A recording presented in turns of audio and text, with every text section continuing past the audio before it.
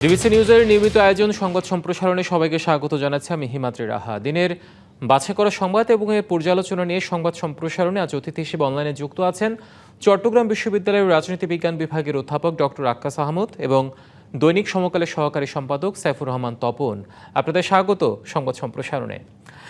আমরা আলোচনায় যাব, যেমনটি বলছিলাম যে দিনের বাছাই করা সংবাদ যদি আমরা বলতে চাই, আজকে প্রধানমন্ত্রী ময়মনসিংহে গিয়েছিলেন কাজী নজরুল ইসলামের জন্মজয়ন্তীতে। সেখানে তিনি একটি কথা বলেছেন যে ভোটে পরাজিতরা বিতাড়িতদের সঙ্গে আঁতাত করে দেশ অস্থিতিশীল করার চেষ্টা করছে। এছাড়াও আমরা তার আগের দিন দেখেছি, অর্থাৎ গতকাল দেখেছি যে নাসিরউদ্দিন পাটোয়ারির বেশ কিছু কটু মন্তব্য ছিল, যেটা বিএনপি বলছে যে তারা দাবি করছে বেশ কিছু মন্তব্যের জেরে তার বিরুদ্ধে কিন্তু অলরেডি ছাত্রদলের এক কর্মী নেতা সে মামলা দায়ের করেছে ঝিনাইদহ সদর থানায়। আমরা এটা বিষয়ে আলোচনা করবো। এছাড়া শিশু রামিসা হত্যাকাণ্ডের বিষয় নিয়ে যে এত দ্রুত ডিএনএ প্রতিবেদন তদন্ত কর্মকর্তার হাতে গেল এবং প্রধানমন্ত্রীও প্রত্যয় ব্যক্ত করেছে যে 1 মাসের মধ্যেই এই হত্যাকাণ্ডের বিচার হবে, সর্বোচ্চ বিচারই হবে। আমরা এই বিষয়টা নিয়ে আলোচনা করবো। আমরা শুরুতে একটু আক্কাস আহমদ আপনার কাছে যেতে চাই, একটু রাজনীতির বিষয়টা নিয়ে আলোচনা করতে চাই। সেটা হচ্ছে প্রধানমন্ত্রী যে কথা বলেছে যে ভোটে যারা পরাজিত হয়েছে তারা বিতাড়িত যারা হয়েছে 5 আগস্টের পর তাদের সাথে একটা আঁতাত করে দেশকে অস্থিতিশীল করার একটা চেষ্টা করছে, এমন কোনো আলামত কি মনে হচ্ছে আপনার বিষয়টি? ধন্যবাদ ডিবিসির দর্শক শ্রোতা সংশ্লিষ্ট সবাইকে। আসলে বাংলাদেশ তো একটি উন্নয়নশীল রাষ্ট্র এবং আমাদের যে রাজনৈতিক সংস্কৃতি এটা হচ্ছে যে এক ধরনের পেরুকিয়াল পলিটিক্যাল কালচার, সংকীর্ণ রাজনৈতিক সংস্কৃতি। আমাদের এখানে যে আপনার যে পার্টিসিপেন্ট পলিটিক্যাল কালচার বা লিবারেল পলিটিক্যাল কালচার, যে উদারনৈতিক রাজনৈতিক সংস্কৃতি, সেটা আমাদের দেশে কিন্তু এখনো প্রাতিষ্ঠানিক রূপ লাভ করেনি। ফলে রাজনৈতিক দলগুলোর মধ্যে যে সংকীর্ণ রাজনৈতিক সংস্কৃতির চর্চা, এটা দেশকে যে গণতন্ত্রহীনতার দিকে কিংবা রাজনৈতিক অস্থিতিশীলতার দিকে সবসময় নিয়ে গেছে। এটা আমরা আমাদের যে 1971 সালের পরবর্তী সময় থেকে এই পর্যন্ত যতগুলো রাজনৈতিক দল ক্ষমতায় এসছে বা যখন যে ক্যাবিনেট হয়েছে, যে প্রধানমন্ত্রী হয়েছে, রাষ্ট্রপতি হয়েছে, আমরা অনেক কিছু দেখেছি। তো আমি যে কথাটি বলবো সেটি হচ্ছে যে অবশ্যই এখানে একটি বিষয় গুরুত্বপূর্ণ, সেটি হচ্ছে একটি গণতান্ত্রিকভাবে নির্বাচিত সরকার প্রতিষ্ঠিত হয়েছে এবং তারা সুন্দরভাবে এবং সুশৃঙ্খলভাবে দেশে আইনের শাসন বলেন, সুশাসন বলেন কিংবা গণতান্ত্রিক সংস্কৃতির চর্চা বলেন, দেশের উন্নয়ন বলেন, দেশের স্বাধীনতা সার্বভৌমত্ব রক্ষা করার জন্য বর্তমান বাংলাদেশ জাতীয়তাবাদী দলের নেতৃত্বে আমাদের মাননীয় প্রধানমন্ত্রী তারেক রহমানের নেতৃত্বে যে সরকার গঠিত হয়েছে সেটা সুন্দরভাবেই চলছে। কিন্তু দেশের কিছু রাজনৈতিক দল এবং আপনি যেভাবে বলছিলেন যে কিছু বিতাড়িত রাজনৈতিক দল, ফ্যাসিস্ট দল, তারা কিন্তু তৈরি করার জন্য কিংবা সরকারকে ব্যক্ত করার জন্য দেশীয় এবং বিদেশি সূত্র এখানে বহাল রয়েছে। এবং বিশেষ করে সাম্প্রতিক সময়ে যে ঘটনা, নাসিরউদ্দিন পাটোয়ারি সাহেবকে নিয়ে যে ঘটনা, সেটা কিন্তু দেশের সরকারের বিরুদ্ধে। এবং আমি এটা এখানে বলতে পারি যে বিতাড়িত ফ্যাসিস্ট রাজনৈতিক দলের সাথে যোগাযোগ আছে কি নাই সেটা আমি নিশ্চিত করে বলতে পারবো না, কিন্তু যারা এই সমস্ত কর্মকাণ্ডের সাথে জড়িত, আমার মনে হয় যে বর্তমান যে বিরোধী দল আছে এবং বিরোধী দলের সাথে সংশ্লিষ্ট যে সমস্ত রাজনৈতিক জোট আছে, তারা কিন্তু সরকারকে অস্থিতিশীল করার জন্য এবং সরকারের জনপ্রিয়তায় ধস নামানোর জন্য একটি আমি বলবো যে একটি রাজনৈতিক প্রোপাগান্ডা তারা তৈরি করতে পারে এবং তারা সেই জন্য কাজ করে যাচ্ছে। তা আমার মনে হয় যে বাংলাদেশ যেহেতু স্থিতিশীল একটি রাজনৈতিক পরিবেশ বর্তমানে বজায় আছে এবং বিরোধী দলের জায়গায় তারা একটি ভূমিকা রেখেছে, এবং এই যে এনসিপি বলেন, জামাত ইসলামী বলেন, তারা বিরোধী দলে আছে, তারা যদি বাংলাদেশের যদি রাজনৈতিক স্থিতিশীলতা, গণতান্ত্রিক সংহতিকরণ, গণতান্ত্রিক অগ্রযাত্রা এবং দেশের অর্থনৈতিক উন্নয়নকে যদি সমুন্নত রাখতে চায়, তাহলে এই সমস্ত রাজনৈতিক প্রোপাগান্ডা কিংবা রাজনৈতিক ষড়যন্ত্র থেকে বের হয়ে বিরোধী দল হিসেবে একটি গঠনমূলক ভূমিকার মাধ্যমে আমাদের যে মহান জাতীয় সংসদ সেটাকে সচল রাখা এবং আমাদের দেশে যে গণতান্ত্রিক সংস্কৃতি, আমাদের দেশে যে সংসদীয় গণতন্ত্রের যে ঐতিহ্য সেটাকে ধরে রাখা এবং বিশেষ করে সামনের দিনগুলোতে যাতে গণতান্ত্রিক অগ্রযাত্রা কোনোভাবে বাধাগ্রস্ত না হয় সেজন্য দলমত নির্বিশেষে সবাইকে কাজ করা। এখানে একটি বিষয় গুরুত্বপূর্ণ, সেটি হচ্ছে যে বর্তমান যে বিরোধী দল এবং এনসিপি, তারা যে বর্তমান বেশ কিছু সংসদীয় আসনে তারা নির্বাচনে জয়লাভ করেছে এবং বিরোধী দলের ভূমিকা অবতীর্ণ হয়েছে। করতে। এখানে কিন্তু বাংলাদেশ জাতীয়তাবাদী দলের ভূমিকা আছে। সেই ভূমিকাটা কিরকম? যদি জাতীয়তাবাদী দল তারা যদি উদারনৈতিক মনোভাব পোষণ না করতেন এবং জামাত ইসলাম এবং এনসিপি এবং অন্যান্য যে সমস্ত জোটবদ্ধ দল, বিরোধী দলে, তাদের প্রতি যদি উদারনৈতিক দৃষ্টিভঙ্গি পোষণ না করতেন এবং আমাদের এই যে বর্তমান প্রধানমন্ত্রী তারেক রহমান, তিনি যদি উদারনৈতিক দৃষ্টিভঙ্গি পোষণ না করতেন এবং তাদেরকে যদি রাজনৈতিক সুবিধা না দিতেন, তাহলে কিন্তু তারা আজকে যে রাজনৈতিক অবস্থান অর্জন করেছে বাংলাদেশের রাজনীতিতে, সেই অবস্থান তৈরি করা তাদের পক্ষে সম্ভব হতো না। কাজেই দেশে যদি গণতান্ত্রিক ভাবে দেশকে যদি সামনের দিকে এগিয়ে নিয়ে যেতে হয়, তাহলে এনসিপি বলেন কিংবা জামাত ইসলাম, তাদেরকে কিন্তু গঠনমূলক ভূমিকায় অবতীর্ণ হওয়া এবং দেশের শান্তি শৃঙ্খলা, রাজনৈতিক স্থিতিশীলতা রক্ষা করার জন্য কাজ করা। নিশ্চয়ই, আপনি কিন্তু থাকুন শেষ আমাদের সাথে। পর্যন্ত সাইফুর রহমান তপন, আপনার কাছে আমরা আসলে একই প্রশ্ন রাখতে চাই, সে সাথে এটাও যুক্ত করতে চাই যে প্রধানমন্ত্রী যে কথা বলেছেন যে বিতাড়িতদের সঙ্গে আতাত করে দেশকে অস্থিতিশীল পরিস্থিতির চেষ্টা করছে যারা ভোটে পরাজিত আছে তারা, আসলে সমসাময়িক মুহূর্ত বিবেচনায় যেখানে অর্থনৈতিক চাপটাই সবচেয়ে বড় বর্তমান সরকারের কাছে, বেশ কিছু সামাজিক অস্থিরতাও তৈরি হয়েছে, সবকিছু মিলে এই মুহূর্তে এ ধরনের কথা কতটা প্রাসঙ্গিক এবং এই ধরনের কোনো আলামতকে আপনি দেখতে পাচ্ছেন কিনা একজন গণমাধ্যম কর্মী হিসেবে, দীর্ঘদিনের অভিজ্ঞতার আলোকে যদি বিশ্লেষণ করতে বলি? ধন্যবাদ আপনাকে এবং আমার সহ আলোচককে, দর্শক বৃন্দকে ধন্যবাদ। প্রথম কথা হলো যে ধরুন, আমরা এই ধরনের যে রাজনৈতিক নেতাদের কাছ থেকে, বিশেষ করে ক্ষমতাসীনদের কাছ থেকে এই ধরনের রেটরিক শুনে অভ্যস্ত আমরা। আপনি খেয়াল করে দেখুন, আওয়ামী লীগ যখন 15 বছর ক্ষমতায় ছিল, যে কোনো প্রবলেম হলেই তারা বিএনপি জামাতকে দায়ী করত এবং তাদের ষড়যন্ত্র আবিষ্কার করত। যদিও বাস্তবে পরিস্থিতি ছিল অনেকটাই নিয়ন্ত্রণে, রাজনৈতিক পরিস্থিতি ছিল অনেকটাই নিয়ন্ত্রণে। কিন্তু এবং এখনো দেখবেন আপনি, এটা যখন দেশের মধ্যে অনেকগুলো সমস্যা কিন্তু তৈরি হয়েছে, আপনি মানে কি ফরেন পলিসি আর কি দেশের অর্থনীতি, দেশের যে স্বাস্থ্য ব্যবস্থা, সব জায়গায় আপনি দেখেন একেবারে একটা লেজগোবর অবস্থা কিন্তু এখন বিরাজ করছে। সেটা প্রতিদিন হামে মারা যাচ্ছে, শিশুরা মারা যাচ্ছে এবং একদিন দুদিন পরপরই শিশুরা ধর্ষিত হচ্ছে অথবা ছেলে শিশুরা বলাৎকার হচ্ছে, মারা যাচ্ছে, ওই ধর্ষণকারীদের হাতে মারা যাচ্ছে। আর অর্থনীতির সংকটটা তো প্রচন্ড পরিমাণে এখন বিরাজ করছে। IMF টাকা দিবে কিনা এটা কিন্তু নিশ্চিত না। এইরকম একটা পরিস্থিতিতে শাসকদের এটা একটা বৈশিষ্ট্য, আমরা অতীতেও দেখেছি শাসকদের এটা একটা বৈশিষ্ট্য যে উদুর পিণ্ডি উদুর ঘাড়ে চাপানো, যে তারা এরকম কাল্পনিক। এখন তো ধরেন তারা যখন আওয়ামী লীগকে মিন করছে, বিতাড়িত মানে আওয়ামী লীগকে মিন করছে, তো আওয়ামী লীগ এখন কোথায় আছে? আওয়ামী লীগ তো, আমি তো প্রতিদিনই দেখি আওয়ামী লীগের লোকদেরকে অ্যারেস্ট করা হচ্ছে, জেলখানা তো ভরে ফেলা হচ্ছে, এবং আওয়ামী লীগের কেন্দ্রীয় নেতারা কেউ দেশে নাই। তারপরেও ওই ভূত তারা দেখছে সেটা। কারণটা কি? কারণটা হলো অভ্যন্তরীণ পরিস্থিতি যখন মোকাবেলা করতে পারে না, তখন কোনো না কোনো ভূত তাদেরকে দেখতে হয়।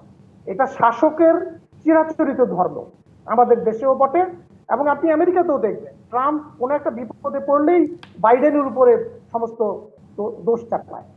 ফলে ওই জায়গা থেকেই আমাদের প্রধানমন্ত্রী এই ধরনের রেটরিক আওড়াচ্ছেন, এটা আমি পরিষ্কার ভাবে আমি এটা বলবো সেটা।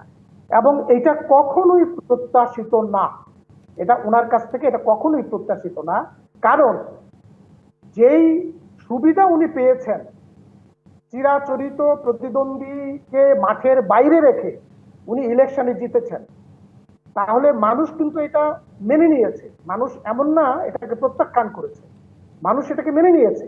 এই যে মানুষের কাছে এই যে গ্রহণযোগ্যতা, এই গ্রহণযোগ্যতাকে পুঁজি করে তার উচিত ছিল দেশ বিনির্মাণে মনোযোগী হওয়া। আমরা কিন্তু গত 3 মাসে খুব বড় কোনো পদক্ষেপ আমরা দেখিনি, কোনো পলিসি স্টেপ আমরা কিন্তু এখনো পর্যন্ত দেখিনি। এখনো তারা রান্নাঘরে রান্না করছেন। আমি অর্থমন্ত্রীর কথা শুনলে বোঝা যায়, পরিকল্পনা উপদেষ্টার কথা শুনলে বোঝা যায়, আর অন্যান্য মন্ত্রীরা তো কি বলেন কোনো ঠিক ঠিকানা নাই। স্বাস্থ্যমন্ত্রী আজকে একটা বলেন, কালকে আরেকটা বলেন, শিক্ষামন্ত্রী তো মনে হচ্ছে তিনি সেই 2001 সালে পড়ে আছেন এখনো। তো ফলে আমি যেটা প্রত্যাশা করব সেটা হলো ওই যে পুরনো যে ভূত দেখার যে অপসংস্কৃতি, সেই সংস্কৃতি থেকে আমাদের শাসকরা বেরিয়ে আসবে। শুধু শাসক না, সমস্ত রাজনৈতিক দল, মেইন স্ট্রিমের রাজনৈতিক দলকে এটা বেরিয়ে আসতে হবে। না হলে আমাদের কিন্তু যে গাড্ডার মধ্যে আমরা ছিলাম, সেই গাড্ডার মধ্যেই আমাদেরকে থাকতে হবে। পরিস্থিতি যে তিমির ছিল সেই তিমির মধ্যে থাকতে হবে। পরিস্থিতি কিন্তু খুব ভালো না আমাদের জন্য, কর্মসংস্থানের ক্ষেত্রে ভালো না, জিনিসপত্রের দামের ক্ষেত্রে বিষয়টা ভালো না, মানুষের রুটি রুজির ক্ষেত্রেও কিন্তু ভালো না সেটা। ফলে দুদিন পরে যখন সত্যি সত্যি মানুষের মধ্যে ক্ষোভ জমা হবে, রাগ জমা হবে, তখন তিনি কাকে দায়ী করবেন? দায়ী করে কি পার পাওয়া যায়? আওয়ামী লীগ কি পার পেয়েছিল? আওয়ামী লীগ তো এরকম অসংখ্যবার এরকম দায়ী করেছে। আওয়ামী লীগ কি শেষ রক্ষা কি আওয়ামী লীগের হয়েছে? হয়নি সেটা। আমরা এগুলো আশা করি না, আমাদের সরকারের কাছ থেকে এগুলো আশা করি না, আর শীর্ষ নেতার কাছ থেকে তো এগুলো কখনোই প্রত্যাশিত না। তো আমি এই জন্যই বলবো সেটা, আমাদেরকে এই ধরনের যে পুরনো যে রাজনৈতিক সংস্কৃতি, রাজনৈতিক অপসংস্কৃতি, অসুস্থ যে রাজনৈতিক সংস্কৃতি, এখান থেকে বেরিয়ে আসতে হবে। বেরিয়ে এসে সত্যকে সত্য বলতে হবে, কালাকে কালা বলতে হবে, সাদাকে সাদা বলতে হবে। দেখুন, এই যে জ্বালানি সংকট দিয়ে শুরু হয়েছে এই সরকারে, প্রথমেই সরকার কি করলো? একটা চালাকি করলো, যে জ্বালানি ক্রাইসিস তৈরি করার মধ্য দিয়ে দামটা বাড়ানো। দাম বাড়ার পরে আমাকে রিক্সাওয়ালারা বলছে, ওই যে ইঞ্জিন রিক্সা চালা, আমাকে রিক্সাওয়ালা, আমি তো অফিসে যাওয়া আসে করে রিক্সা, বলে স্যার দেখবেন দাম বাড়ানোর পরেই দেখবেন এই লাইন থাকবে না, কারণ আমাদের অফিসের সামনে বিশাল লম্বা লাইন। সত্যি সত্যি দাম বাড়ানোর একদিন পরে আমি দেখলাম লাইন ছোট হয়ে গেছে, তারপরে লাইন হাওয়া। তো তার মানে কি, মানুষ তো বলছে একটা যে এই ধরনের নাটক করার কোনো প্রয়োজন নাই, সত্যটা বলতে হবে, আমাদের এই আছে, এই নিয়ে আমাদের চলতে হবে। ঠিক হামের ক্ষেত্রে আপনি দেখেন, হামের ক্ষেত্রে আমি অনেক জায়গায় খোঁজ নিয়েছি, স্বাস্থ্যমন্ত্রী বলছে টিকা দিচ্ছে, অথচ আমার 3 জন বলেছে তারা 3 গেছে টিকা সেন্টারে, তারা টিকা পায়নি। এ নিয়ে কোনো আলোচনাও কিন্তু নাই, আপনি দেখবেন এই নিয়ে কোনো আলোচনা নাই। যেভাবে করোনার সময় একটা সবাইকে বল করে একটা মহামারী মোকাবেলা করা হয়েছিল, স্বাস্থ্যবিদরা বলছেন যে এখন এই হামকেও কিন্তু ঠিক এই প্রক্রিয়া মোকাবেলা করা উচিত ছিল, সেটা করা হয় নাই।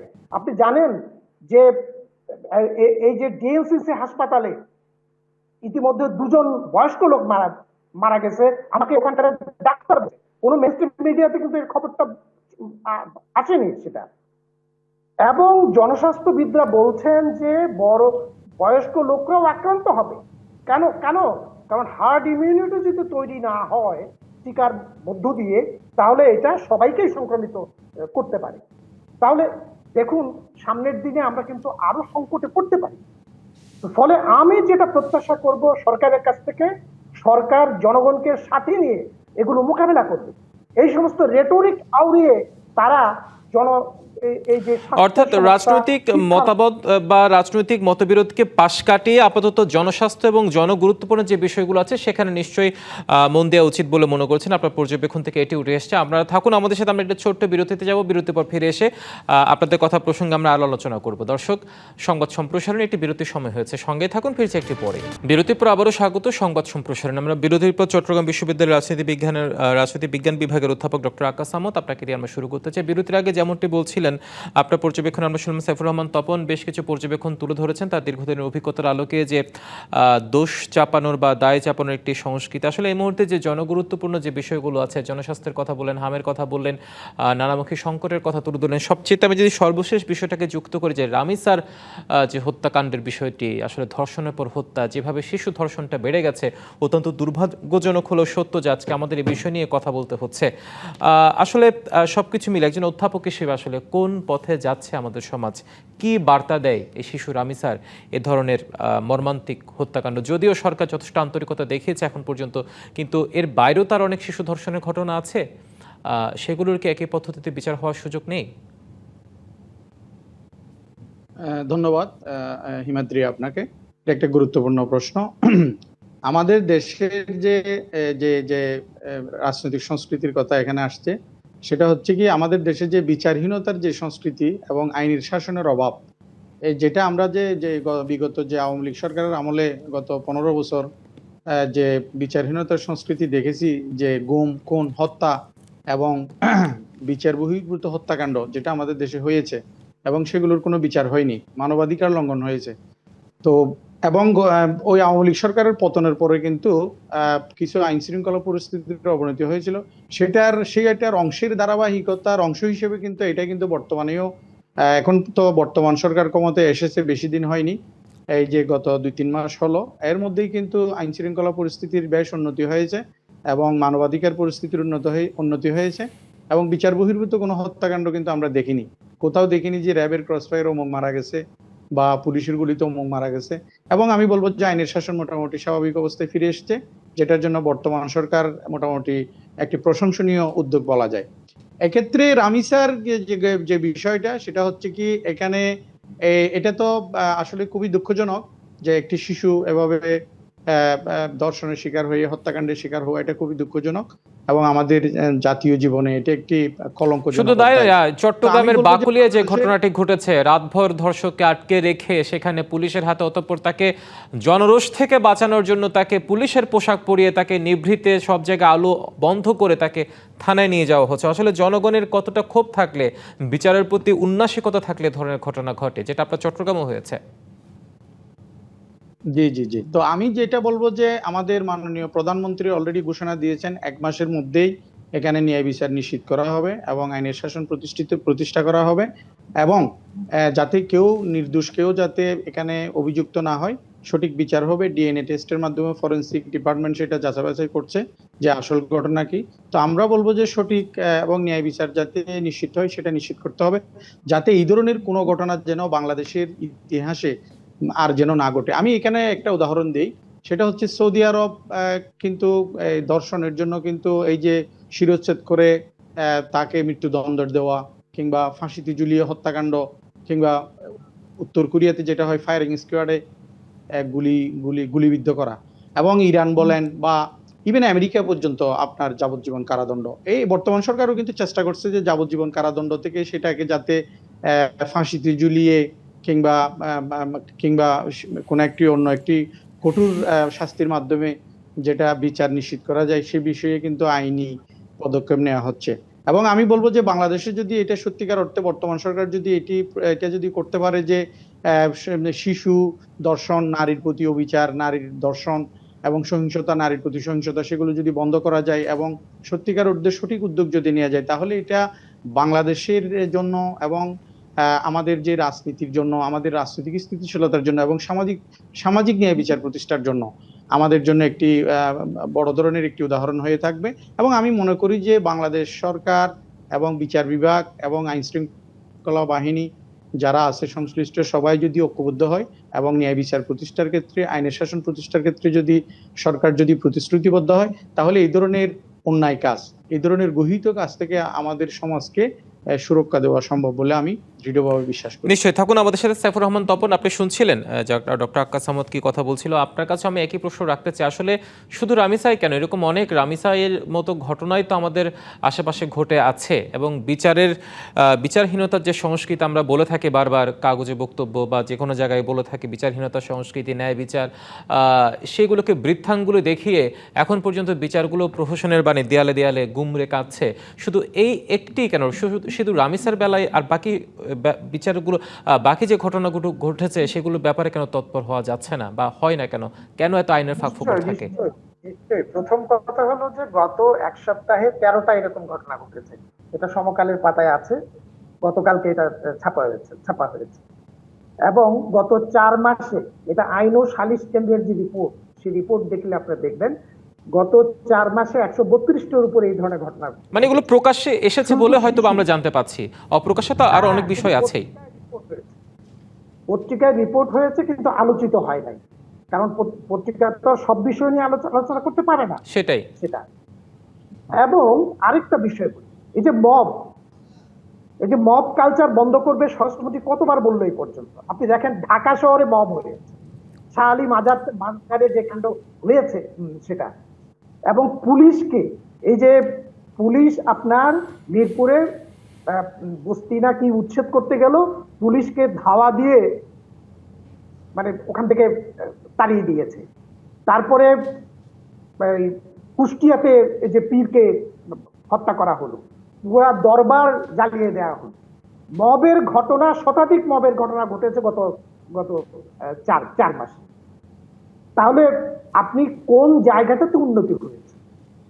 এবং আরেকটা বিষয় আপনাকে বলি, সেটা খুব মারাত্মক। প্রধানমন্ত্রী আজকে আমি শুনলাম টিভিতে, শুনছি তিনি বলছেন যে 1 মাসের মধ্যে বিচার হবে। আচ্ছা, এটা ভালো কথা, বিচার হবে, ভালো কথা। তিনি বলছেন তার সর্বোচ্চ শাস্তি হবে, মৃত্যুদণ্ড হবে। এটা উনি কিভাবে বলেন? মানে রায়টা কি উনি ঘোষণা করবেন, নাকি রায়টা আদালত ঘোষণা করবে? কোন সভ্য রাষ্ট্রে, কোন গণতান্ত্রিক রাষ্ট্রে এই ধরনের কথা কি কোনো মন্ত্রী বা প্রধানমন্ত্রী বলতে পারে? আওয়ামী লীগ আমলে এই ধরনের কথা বলার জন্য প্রধানমন্ত্রী থেকে শুরু করে তৎকালীন স্বরাষ্ট্রমন্ত্রীকে এবং আইনমন্ত্রীকে কতবার পাবলিক জেরার মুখে পড়তে হয়েছে। আপনার মনে থাকার কথা, তনু হত্যাকাণ্ডের পরে তারা কি করছিল? আইন কিন্তু পাল্টেছে, মৃত্যুদণ্ড করেছে। ইন্টারিমের সময় যে ওই যে শিশু আসিয়াকে যে ধর্ষণ করে হত্যা করা হলো, সেইটার রায় কি কার্যকর হয়েছে? সেটা তো শুধু তাই নয়, সাজদিন হত্যা মামলা 19 বছর লেগেছে, তাও মাত্র যে সরাসরি জড়িত ছিল তাকে মৃত্যুদণ্ড দেওয়া গেছে। বাকি 6 আসামির মধ্যে কিন্তু 5 জন খালাসও পেয়ে গিয়েছিল। আমি সেটাই বলছি, ট্রান্সকমের মালিকের কিন্তু ক্ষমতার তো মানে তার তো প্রভাব প্রতিপত্তির অভাব ছিল না। আমি সেটাই বলছি, আমাদের প্রধানমন্ত্রী, আমাদের স্বরাষ্ট্রমন্ত্রী, আমাদের এমপিদের কাজটা কি? তাদের কাজটা হলো রাষ্ট্রের এই সংস্কারগুলো করা, পুলিশকে সেন্সিটাইজ করা, আদালতকে সেন্সিটাইজ করা, যে এই ইস্যুগুলোকে প্রায়োরিটি দিতে হবে, তোমাদেরকে এই এই ধারায় বিচার করতে হবে। কিন্তু সেটা কি আমরা দেখতে পাচ্ছি? কোনো একটা ঘটনাকে উপলক্ষ করে তারা আকাশ বাতাস কাঁপিয়ে বক্তব্য রাখছেন, কিন্তু কাজের কাজ শেষ পর্যন্ত কিছুই হয়নি। আসিফ নজরুল কি একই কাজ করেন নাই? ইন্টারিমের প্রধান ডক্টর ইউনূস কি একই প্রতিশ্রুতি দেন নাই? আসিয়ার মা কি বিচার পেয়েছে? কত মাস হয়েছে? 1 বছরের উপরে হয়ে গেছে। তো ফলে আমি যেটা বলবো, আমাদের যার যেটা কাজ সেই কাজটা করা উচিত। পলিটিশিয়ানের কাজ পলিটিশিয়ান করা উচিত, রাষ্ট্রের নির্বাহীদের কাজ নির্বাহীদের করা উচিত, এমপিদের কাজ এমপিদের করা উচিত, আদালতের কাজ আদালতের করা উচিত। নিশ্চয়ই আইনের যে শাসনের কথা বলা হচ্ছে, আসলে সেটি কাগজে কলমে না থেকে যদি আদৌ মাঠ পর্যায়ে প্রতিপালিত হয়, তবে হয়তো বা মানুষের মধ্যে যে আইনের প্রতি যে ভীতি, সেটি হয়তো আবার ফিরে আসবে। অসংখ্য ধন্যবাদ সাইফুর রহমান তপন, ডক্টর আক্কাস আহমদ, দুজনকে আমাদের সংবাদ সম্প্রসারণে যুক্ত হয়ে আপনাদের ব্যক্তিগত পর্যবেক্ষণ তুলে ধরার জন্য। দর্শক, এই ছিল সংবাদ সম্প্রসারণ। ডিবিসির সঙ্গে থাকুন।